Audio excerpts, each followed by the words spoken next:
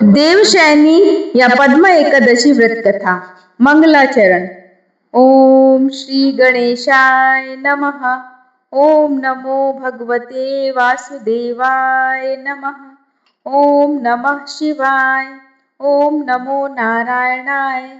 हे सर्वव्यापक भगवान श्री हरि विष्णु, आपकी कृपा से यह व्रत पूर्ण हो, हमारे जीवन से दुख दरिद्रता दूर हो, भक्ति, शांति और वैकुंठ की प्राप्ति हो। देवशयनी एकादशी को हरिशयनी एकादशी या पद्मा एकादशी भी कहते हैं। यह आषाढ़ मास के शुक्ल पक्ष की एकादशी को आती है। इस दिन से भगवान विष्णु 4 माह के लिए योग निद्रा में चले जाते हैं। चतुर्मास, जिसे चतुर्मास कहा जाता है, इन 4 महीनों में विवाह, गृह प्रवेश, मुंडन, शुभ संस्कार नहीं किए जाते। इस व्रत से भक्त को जीवन में धर्म, अर्थ, काम और मोक्ष की प्राप्ति होती है। शास्त्रीय आधार पर देवशयनी एकादशी का उल्लेख कई ग्रंथों में मिलता है।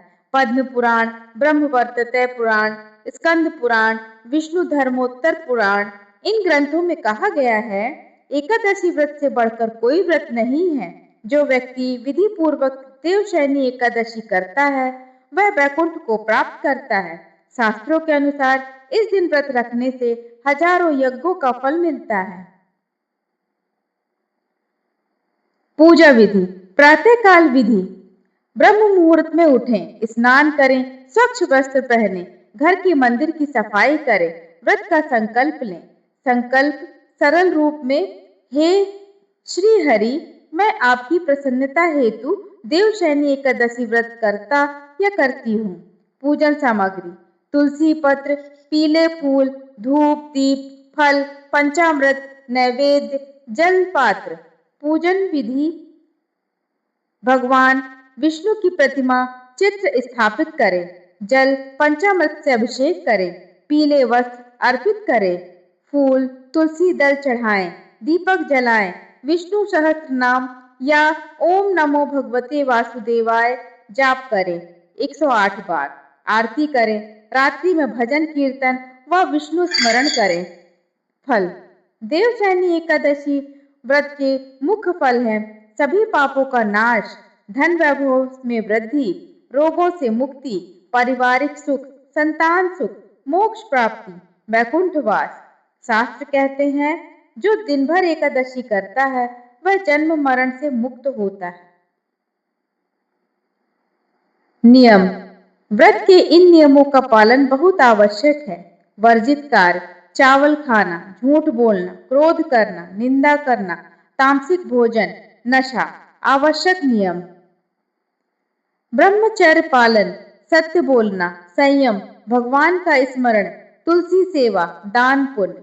व्रत के प्रकार: निर्जल, बिना जल के, फलाहार, एक समय भोजन, जो जैसा कर सके श्रद्धा से करे, यही श्रेष्ठ है। देवशयनी व्रत कथा प्रारंभ। बहुत प्राचीन समय की बात है, जब सृष्टि अभी अपनी पूर्णता की ओर बढ़ रही थी। देवता और असुरों के बीच संतुलन बना हुआ था। उस समय भगवान श्री हरि विष्णु की सृष्टि के पालन करता थे। तीनों लोग, स्वर्ग, पृथ्वी और पाताल, उनकी कृपा से चल रहे थे। सभी देवता, ऋषि मुनि, मनुष्य और अन्य प्राणी भगवान विष्णु के नियमों के अनुसार जीवन व्यतीत करते थे। परंतु समय के साथ असुरों के मन में अहंकार बढ़ने लगा। वे स्वयं को शक्तिशाली समझने लगे और देवताओं से ईर्ष्या करने लगे। धीरे धीरे उन्हें स्वर्ग पर अधिकार जमाने की योजना बनानी शुरू कर दी। उन्हीं असुरों में एक अत्यंत पराक्रमी और मायावी असुर था, जिनका नाम था बलि। वह अत्यंत दानवीर था, परंतु साथ ही उसके मन में सत्ता का लोभ भी था। बलि ने घोर तपस्या की। वर्षों तक उसने कठिन व्रत, उपवास और तप किए। उनकी तपस्या से ब्रह्मा, विष्णु और महेश तीनों लोकों में कंपन होने लगा। अंततः भगवान ब्रह्मा उसके सामने प्रकट हुए।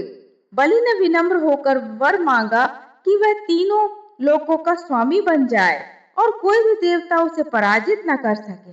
ब्रह्मा ने कहा, हे बलि, तुमने घोर तप किया है, मैं तुम्हें वर देता हूँ कि तुम अजय बनोगे, परंतु धर्म से कभी विचलित मत होना। वर पाकर बलि और अधिक शक्तिशाली हो गया। उसने देवताओं पर आक्रमण कर दिया, स्वर्ग पर अधिकार कर लिया। इंद्र सहित सभी देवता भयभीत होकर ब्रह्मलोक पहुंचे और भगवान विष्णु से रक्षा की प्रार्थना करने लगे। भगवान विष्णु ने देवताओं की पीड़ा सुनी। उन्होंने कहा, हे देवताओं, चिंता मत करो, मैं स्वयं उपाय करूंगा। इसी समय माता अदिति, जो देवताओं की माता थी, उन्होंने भी भगवान विष्णु की आराधना की। उनकी भक्ति से प्रसन्न होकर भगवान विष्णु ने वामन अवतार लेने का निर्णय लिया। वामन अवतार लेकर भगवान एक छोटे से ब्राह्मण बालक के रूप में प्रकट हुए। उनका तेज इतना प्रखर था कि सभी उन्हें देखकर मोहित हो गए। उधर राजा बलि ने एक विशाल यज्ञ का आयोजन किया था। वह प्रतिज्ञा कर चुके थे कि जो याचक आएगा उसे खाली हाथ नहीं लौटाएगा। वामन भगवान उसी यज्ञशाला में पहुंचे। बलि ने उन्हें देखकर सम्मान पूर्वक कहा, हे ब्राह्मण बालक, तुम जो चाहो मांगो। वामन ने मुस्कुराते हुए कहा, महाराज, मुझे केवल 3 पग भूमि चाहिए। बाली हंस पड़ा, इतने विशाल यज्ञ में आए हो और केवल 3 पग भूमि मांगते हो, कुछ और मांग लो। वामन ने कहा, मुझे इतना ही पर्याप्त है। बलि ने गुरु शुक्राचार्य की चेतावनी को अनदेखा करते हुए दान देने का संकल्प कर लिया। जैसे ही बलि ने जल लेकर दान की पुष्टि की, वामन का स्वरूप विशाल हो गया। वे त्रिविक्रम बन गए। एक पग में उन्होंने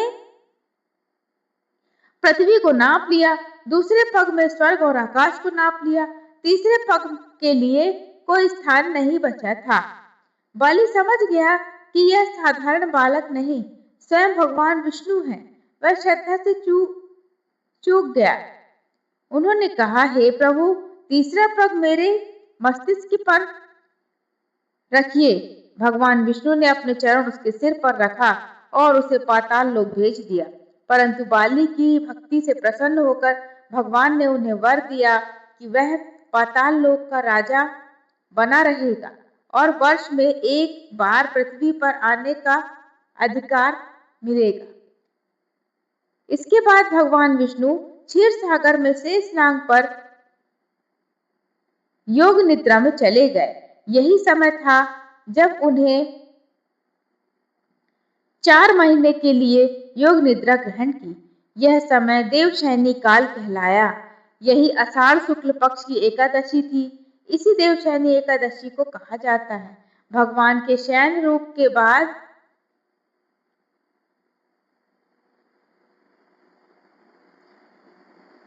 सृष्टि की व्यवस्था का भार भगवान शिव और ब्रह्मा ने संभाला। उसी समय पृथ्वी पर एक राजा राज्य करता था। राजा मतंगता, वह धर्मप्रिय, सत्यवादी और भगवान विष्णु का पालक था। एक बार उसे राज्य से भयंकर अकाल पड़ गया। न वर्षा हुई, न अन्न उपजा। लोग भूख से मरने लगे, पशु पक्षी भी तड़पने लगे। राजा मंदत्वा अत्यंत दुखी हुआ। वह जल में जाकर ऋषि मुनि से उपाय पूछने लगा। अंततः वह महर्षि अंगिरा के आश्रम पहुंचा। राजा ने विनम्र होकर कहा, हे महर्षि, मेरे राज्य में भयंकर संकट है, कृपया कर कोई उपाय बताइए। महर्षि अंगिरा ने ध्यान लगाकर कहा, हे राजन, इसका कारण धर्म की उपेक्षा है। यदि तुम और तुम्हारी प्रजा देवशयनी एकादशी का व्रत प्राप्त और से करो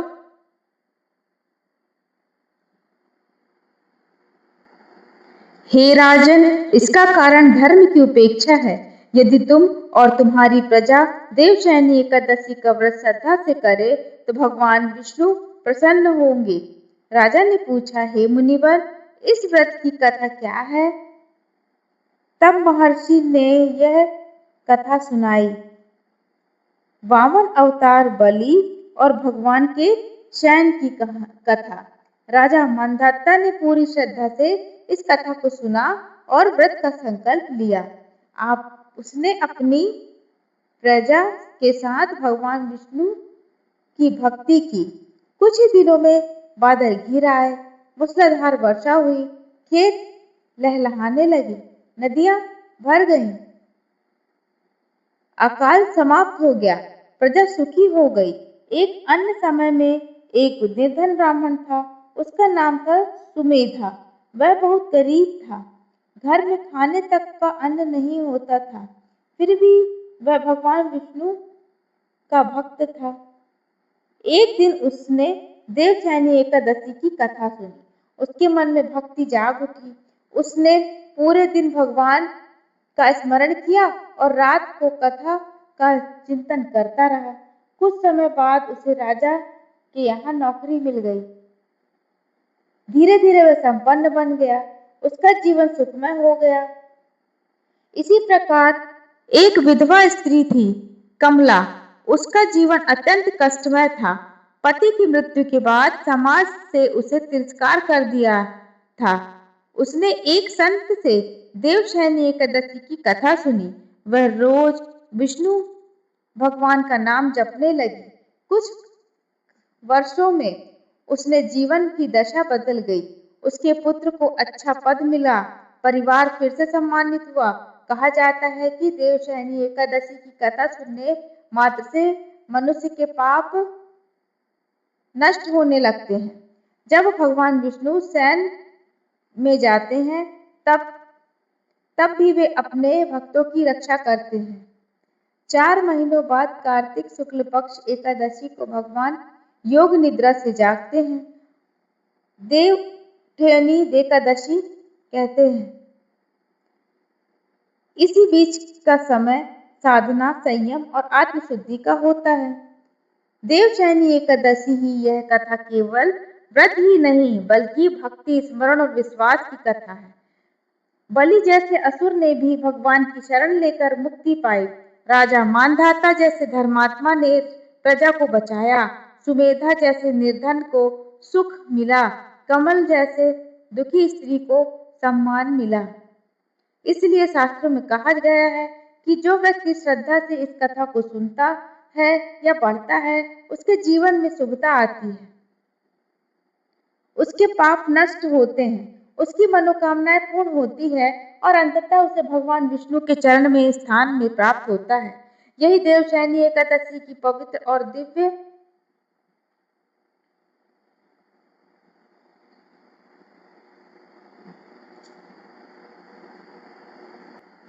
कल्याणकारी कथा है। समापन। द्वादशी के दिन व्रत का पारण करें, स्नान करें, पूजा विधि करें, ब्राह्मण या गरीबों को दान दें, स्वयं भोजन करें। समापन मंत्र। हे प्रभु, अज्ञानवश हुई भूलों को क्षमा करें, मेरा व्रत स्वीकार करें। विशेष संदेश। देवशयनी एकादशी केवल उपवास नहीं, यह आत्मशुद्धि की ज्ञान शक्ति की पराकाष्ठा और ईश्वर से जुड़े का पवित्र माध्यम।